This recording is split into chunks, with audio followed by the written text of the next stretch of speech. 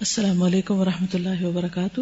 وعلیکم السلام ورحمۃ اللہ وبرکاتہ۔ نحمده ونصلی علی رسولہ الکریم، اما بعد فاعوذ باللہ من الشیطان الرجیم، بسم اللہ الرحمن الرحیم، رب اشرح لی صدری ویسر لی امری واحلل عقدۃ من لسانی یفقہوا قولی۔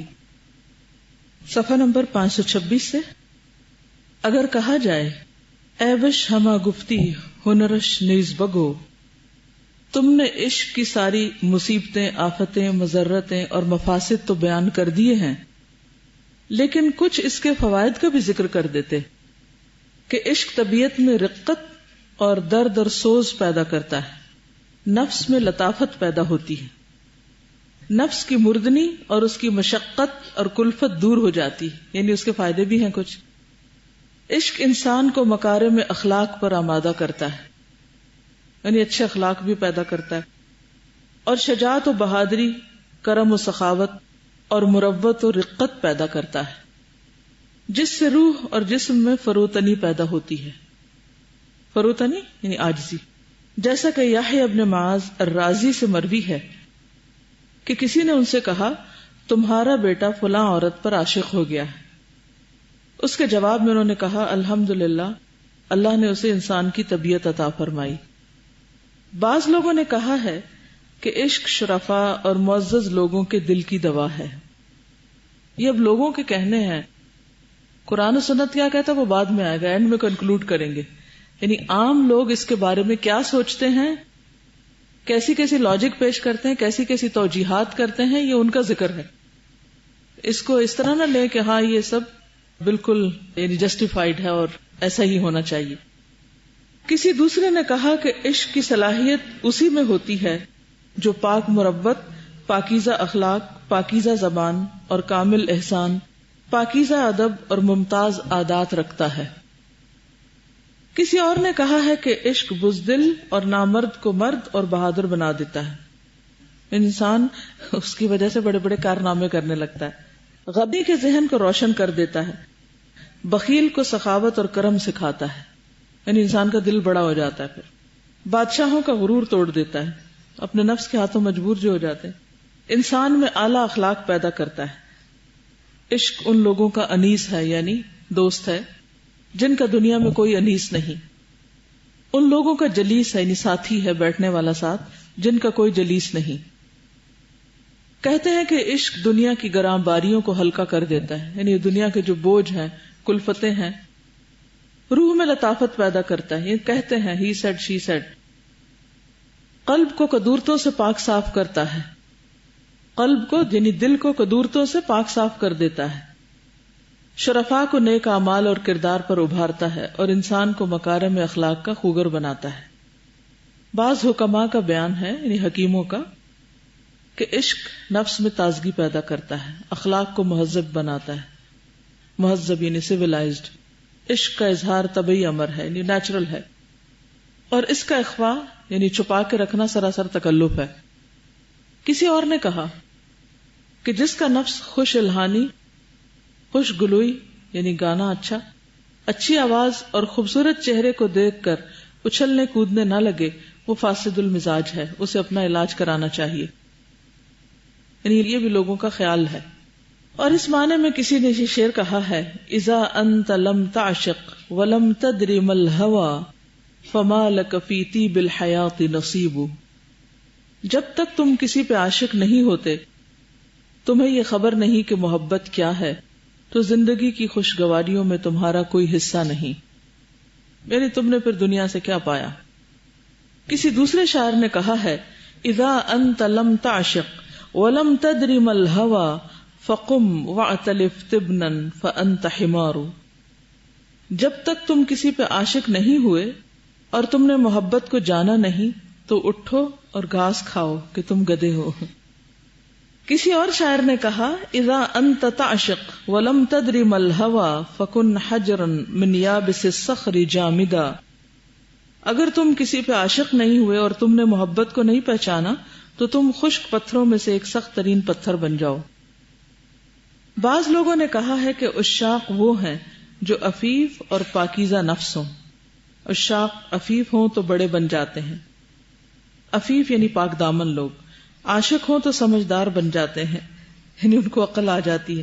جیسے کہ بعض عشاق سے پوچھا گیا کہ اگر تم اپنے محبوب پر ظفر مند ہو جاؤ، یعنی اس کو پالو، کامیاب ہو جاؤ، تمہارا ایکسس ہو جائے تو کیا کرو؟ جواب ملا کہ اگر میں ظفر مند ہو جاؤں تو اس کے دیکھنے سے اپنی آنکھیں نیچی کر لوں، اور اس کی یاد اور اس کی باتوں سے اپنے قلب کو خوش کرتا رہوں، اور اس کی باتیں جو قابل کشف و اظہار نہ ہو انہیں مخفی رکھوں، اور کوئی بھی ایسی بات مجھ سے سرزد نہ ہو جو اس کے درجے، مرتبے اور منصب کے خلاف ہو. اس کے بعد اس نے یہ اشعار پڑھے: اخلو بہ فاعف عنہ تکرما خوف الدیانۃ لست من عشاقہ کالماء فی ید صائم یلتذہ ظمأ فیصبر عن لذیذ مذاقہ. اس سے تنہائی میں ملوں تو اس کے اکرام و احترام کی خاطر اس سے بچتا رہوں، دیانت داری کے خوف سے کہ کہیں میں اس کے عاشقوں میں سے نہ ہو جاؤں. اس طرح بچتا رہوں جیسے کسی روزے دار کے ہاتھ میں پانی ہے، پیاسے کو بہت لذیذ ہے لیکن وہ اس لذیذ کے چکھنے سے صبر کرتا ہے، یعنی سب اویلیبل ہے لیکن اس کے باوجود بھی وہ اپنے آپ کو بچا کے رکھتا ہے. تو گویا اس کا عشق صرف اس کے دل تک ہے، ایکشنز میں نہیں. ابو اسحاق بن ابراہیم نے کہا ہے کہ عاشق روحیں لطیف عطر ہیں، لطیف عطر ہیں یعنی خوشبو کی طرح، پرفیوم ہیں. ان کے اجسام رقیق اور ہلکے پھلکے ہیں، ان کی مانست پاکیزہ ہے یعنی ان کے ساتھ رہنا. ان کی باتیں مردہ دلوں میں جان ڈال دیتی ہیں اور عقل میں فراوانی پیدا کر دیتی ہیں. عشق و محبت نہ ہو تو دنیا کی ساری نعمتیں بیکار اور ہیچ ہیں، یعنی حقیر ہیں. ہیچ فارسی کا لفظ ہے. کسی دوسرے نے کہا کہ روح کے لیے عشق ایسا ہے جیسا جسم کے لیے غذا، تم اگر کھانا چھوڑ دو تو تمہیں نقصان ہوگا اور ضرر پہنچے گا، زیادہ کھا لو گے تو نقصان پہنچے گا. یہی حال عشق و روح کا ہے. اس معنی میں کسی شاعر نے کہا ہے: خلیلی ان الحب فیہ لذاذہ وفیہ شقاء دائم وکروب. اے میرے دوست، محبت میں بڑی لذت ہے اور اس میں دائمی بدنصیبی اور دکھ درد بھی ہے. علی ذاک ما عیش یطیب بغیرہ ولا عیش الا بالحبیب یطیب. باوجود ہے کہ اس کے بغیر زندگی ناگوار ہے، اور زندگی تو محبوب ہی سے خوشگوار بنتی ہے، یعنی انسان کو اپنی پسند کی چیز مل جائے تو ہی وہ خوش ہو سکتا ہے. ولا خیر فی الدنیا بغیر صبابۃ ولا فی نعیم لیس فیہ حبیب. اور بغیر عشق اور سوز و گداز کے دنیا میں کوئی خیر نہیں، اور وہ نعمت ہی نہیں جس میں محبوب نہ ہو، یعنی پسندیدہ چیز نہ ہو. خرائطی نے ابو غسان سے روایت کی ہے، وہ کہتے ہیں کہ حضرت ابو بکر صدیق ایک روز راستے سے گزرے، انہوں نے دیکھا کہ ایک باندی یہ شعر پڑھ رہی ہے، یعنی ایک غلام عورت. وَهَوَيْتُهُ مِن قَبْلِ قُطِعَ تَمَائِمِ مُتَمَائِلًا مِثْلَ الْقَضِيبِ النَّاعِمِ. میرے بچپن کے تعویذ ابھی کاٹے بھی نہ گئے تھے. عرب لوگ بچوں کو، ہمارے یہاں بھی بعض جہلا یا توہم پرست لوگ بچوں کے گلے میں کالے دھاگے کے اندر، چمڑے کے اندر کچھ لکھ کے تو ڈال کے اس کا تعویذ ڈالے رکھتے ہیں، اور کہتے ہیں کہ اس طرح چھوٹے بچے شیاطین اور جنوں کے اثر سے محفوظ رہتے ہیں، یعنی ان کی حفاظت کے لیے تعویذ ڈالتے ہیں. تو عربوں کے یہاں جب بچہ پیدا ہوتا تو ساتھ ہی ڈال دیتے، جب بڑا ہو جاتا تو پھر وہ اپنے آپ کو خود سنبھال لیتے تو کاٹ دیتے. تو کہتے ہیں کہ وہ جو میرے تعویذ پہننے کی عمر تھی، ابھی وہ کاٹے بھی نہ گئے تھے کہ میں اس پہ عاشق ہو گئی. نہیں، اتنی چھوٹی عمر سے میں نے محبت شروع کر دی، اور اس طرح جھک پڑی جیسے نرم ڈالی جھک پڑتی. آپ نے اس باندی سے پوچھا، کیا تم حرہ ہو یعنی آزاد عورت ہو؟ اس نے کہا، نہیں، باندی ہوں، غلام ہوں. آپ نے کہا، تو کسی سے محبت کرتی ہے؟ تو وہ شرما گئی. آپ نے اسے قسم دے کے پھر پوچھا. اس نے پھر یہ شعر پڑھا: وَأَنَا الَّتِي لَعِبَ الْهَوَى بِفُؤَادِهَا قُتِلْتُ بِحُبِّ محمد بن القاسم. میں وہ ہوں جس کے دل سے محبت نے کھیل کیا ہے، یعنی میرے دل میں محبت ہے. کس کی؟ میں محمد بن القاسم کی محبت کی مقتولہ ہوں. آپ نے اس باندی کو اس کے آقا سے خرید لیا. کیا کیا؟ خرید لیا، اور اسے محمد بن قاسم بن جعفر بن ابی طالب کے پاس بھیج دیا، جس سے وہ محبت کرتی تھی وہیں بھیج دیا خرید کر. ابو بکر صدیق رضی اللہ تعالیٰ عنہ ہر جمعے کو غلام آزاد کیا کرتے تھے، اور اس کے علاوہ بھی تو انہوں نے اس عورت کو خریدا، آزاد کیا اور جس سے محبت کرتی تھی وہاں بھیج دیا، اور فرمایا یہ وہ عورتیں ہیں جو مردوں کو فتنوں میں ڈالا کرتی ہیں. یعنی اس طرح کی شعر و شاعری کر کے اللہ کی قسم ان کے ذریعے بہت سے اشراف موت کے گھاٹ اتر گئے اور اچھے خاصے تندرست ان سے مصائب کا شکار ہو گئے. یعنی عورت کے فتنے کا ذکر کیا انہوں نے. ایک مرتبہ حضرت عثمان رضی اللہ تعالی عنہ کی خدمت میں ایک باندی آئی اور ایک انصاری کے متعلق دعویٰ پیش کیا. حضرت عثمان نے فرمایا بتا تیرا کیا قصہ ہے؟ اس نے جواب دیا امیر المومنین اس انصاری کے بھتیجے سے مجھے عشق ہے اور میں اسے چھوڑ نہیں سکتی. آپ نے انصاری کو بلا کر کہا کہ یہ باندی تم اپنے بھتیجے کو ہبہ کر دو، اس کو دے دو، یا پھر مجھ سے اس کی قیمت لے لو. انصاری نے کہا کہ امیر المومنین آپ ہی گواہ رہیں، میں نے یہ باندی اپنے بھتیجے کو دے دی. عشق کی خرابیوں سے انکار نہیں، لیکن یہ خرابیاں معشوق کے ساتھ بدکاری کرنے سے وابستہ ہیں، یعنی حرام تعلق میں ہیں. ہمارا کلام تو عفیف اور پاک عشق میں ہے. ایک معقول آدمی کا عشق جس میں ایمان اور دین اور عفت و مروت موجود ہو، ایمان، دین، عفت اور مروت موجود ہو، پاکیزگی موجود ہو، اللہ سے اچھا معاملہ رکھتا ہو، معشوق سے حرام کاری کرنے سے قطعاً بچتا ہو، کیوں کر برا ہو سکتا ہے. ٹھیک ہے، یعنی اس میں اب فرق ہے کہ ایک انسان کے دل میں اگر کسی کے لیے محبت ہے تو وہ محبت اس کو کس طرف لے جا رہی ہے، اللہ کے قریب کر رہی ہے یا اللہ سے بڑھ کر ہے، یا اس کے اندر کس قسم کے، یعنی وہ محبت اس کو خدا کی محبت کے قریب کر رہی ہے یا اس سے دور کر رہی ہے.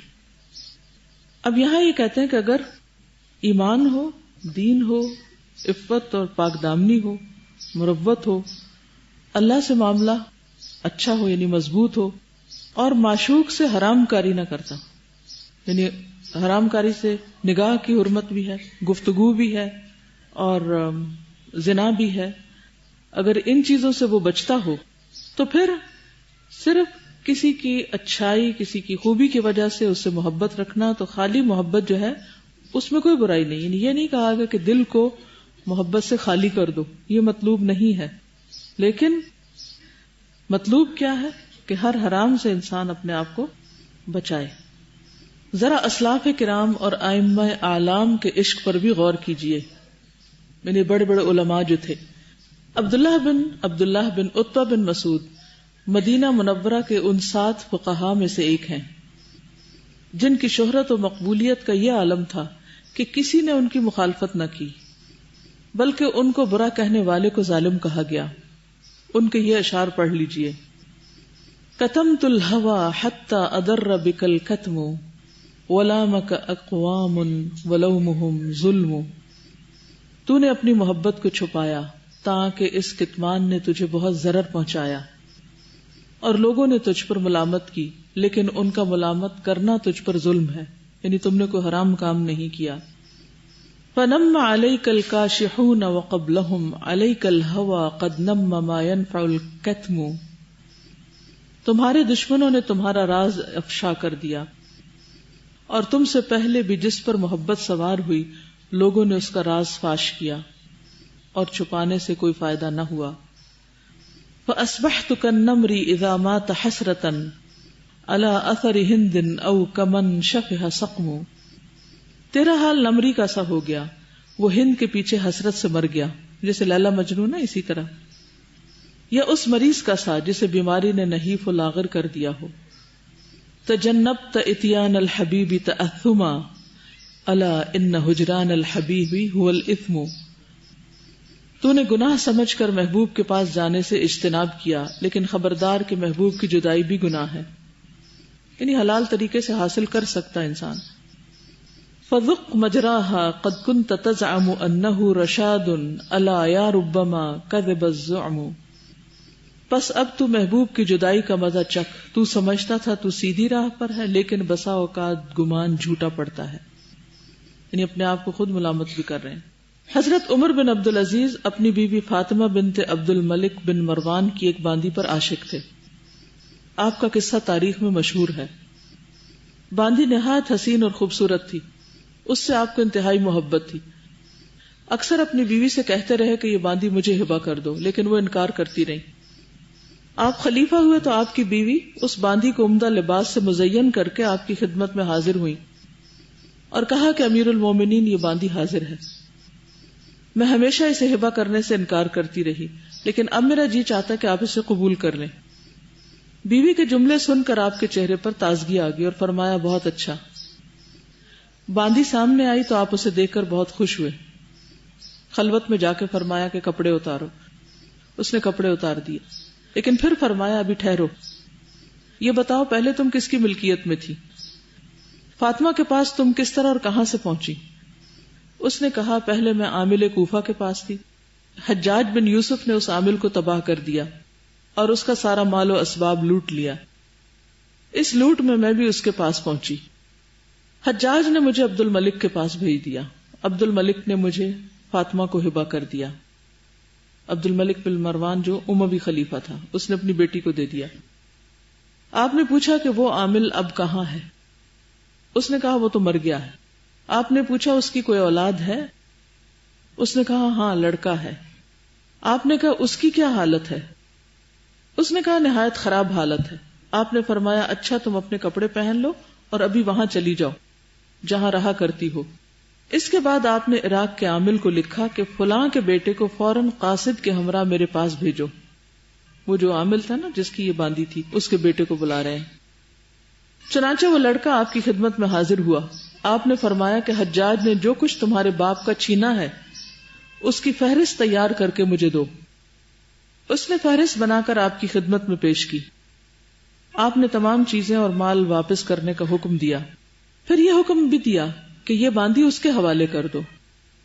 اس لڑکے سے آپ نے کہا یہ باندھی بھی لے جاؤ، یہ تمہاری ہے. کیونکہ وہ آپ کو یہ تو معلوم ہے نا رونیوں کے بارے میں حکم کہ وہ مالک مرنے کے بعد پھر وہ اولاد کے پاس چلی جاتی. اس لڑکے سے آپ نے کہا یہ باندھی بھی لے جاؤ، تمہاری ہے، لیکن اس کو اپنے کام میں نہ لانا، شاید تمہارے باپ نے اس سے خلوت کی ہو، اور جس سے باپ نے خلوت کی وہ بیٹے کے لیے جائز نہیں. لڑکے نے کہا امیر المومنین یہ باندھی آپ رکھ لیں. آپ نے فرمایا مجھے اس کی ضرورت نہیں. لڑکے نے کہا کہ آپ اسے خرید لیں. آپ نے فرمایا اگر میں ایسا کروں تو ان لوگوں میں میرا شمار نہیں کیا جائے گا جن کے متعلق کہا گیا ہے وَنَهَى النَّفْسَ عَنِ الْهَوَى فَإِنَّ الْجَنَّةَ هِيَ الْمَأْوَى. وَنَهَى النَّفْسَ عَنِ الْهَوَى. جس وقت یہ نوجوان وہاں سے لوٹا باندھی اس کے ہمراہ تھی. باندھی نے حضرت عمر بن عبدالعزیز سے خطاب کر کے کہا کہ امیر المومنین آپ کو مجھ سے عشق تھا. باندھی کہتی وہ کہاں گیا؟ آپ نے فرمایا وہ اپنی جگہ پر ہے بلکہ پہلے سے زیادہ ہے. اس باندھی کا عشق آپ کو مرتے دم تک رہا، لیکن خوف خداوندی کا وہ عالم تھا جو تم نے پڑھ لیا. عدل و انصاف کرنا، حقدار کو اس کا حق دلوانا اور اپنی تمام تر خواہشات کو ایک طرف رکھ کر وہ فیصلہ کرنا کہ جو اللہ کو محبوب ہو، اور پھر اللہ کی خاطر اپنی خواہش کو پیچھے کرنا، اس کو روک لینا اور اللہ کی رضا پر راضی رہنا. یہی دراصل تقویٰ ہے. جیسے نبی صلی اللہ علیہ وسلم نے فرمایا نا کہ یا رب میں اس چیز میں تو انصاف کر سکتا ہوں جو میرے اختیار میں ہے، اور جو میرے اختیار میں نہیں اس پر تو میری پکڑ نہ کرنا. ازواج میں جو عدل کا معاملہ تھا. اب جہاں تک اس عورت کے حسن سے متاثر ہو کر ان کے دل میں اس کی جو محبت آ گئی تھی وہ تو اپنی جگہ ہے، لیکن وہ محبت اپنے باؤنڈریز کے اندر ہے، اس سے باہر نہیں گئی. کسی بھی حرام اور غلط کام اور کسی بھی نفس کی تعویل کے ساتھ اس کو اپنے لیے جائز نہیں قرار دیا. اسی کا نام تقویٰ ہے. ابو بکر بن محمد بن داؤد ظاہری جو مختلف علوم اور فنون، فقہ اور حدیث اور تفسیر و ادب کے ایک زبردست اور مشہور و معروف عالم تھے، ان کا عشق مشہور ہے. نفتوہ کہتے ہیں کہ ان کے مرض موت کے وقت میں ان کے پاس گیا. ان کی حالت دیکھ کر کہا آپ کا یہ حال کیوں ہو گیا؟ انہوں نے کہا جس نے مجھ سے پڑھا ہے اس کی محبت نے میرا یہ حال کر دیا ہے. میں نے کہا کہ تم اپنے معشوق سے فائدہ اٹھا سکتے ہو پھر کیوں نہیں اٹھاتے؟ فائدہ اٹھانے کی دو صورتیں ہیں، نظر مباح اور نظر حرام۔ نظر مباح نے تو میرا یہ حال کر دیا ہے کہ میں اس کے عشق میں گرفتار ہو گیا، اور نظر حرام سے میں حضرت ابن عباس کی روایت کردہ اس حدیث کی وجہ سے بچتا ہوں۔ حضرت صلی اللہ علیہ وسلم نے ارشاد فرمایا، من عاشق وکتم وعف وصبر غفر اللہ لہ وادخلہ الجنہ، جو شخص کسی پہ عاشق ہو گیا اور اس نے اپنے عشق کو چھپایا اور پاک دامن رہا اور صبر کیا تو اللہ تعالیٰ اس کی مغفرت فرمائے گا اور اسے جنت میں داخل کرے گا۔ اس کے بعد انہوں نے یہ شعر پڑھے، انظر الى السحر یجری من لواحظہ وانظر الى دعج فی طرفہ الساج، ذرا سحر کی طرف دیکھ کہ وہ اپنی آخری جھلکیاں لے کے جا رہی ہے، اور معشوق کے بڑے بڑے سیاہ دیدے دیکھ کہ وہ اپنی جگہ ساکن ہے۔ ساکن یعنی ساکن کب ہوتی ہے نگاہ انسان کی؟ خوشی کے وقت، خوف کے وقت، غم کے وقت، اداسی کے وقت،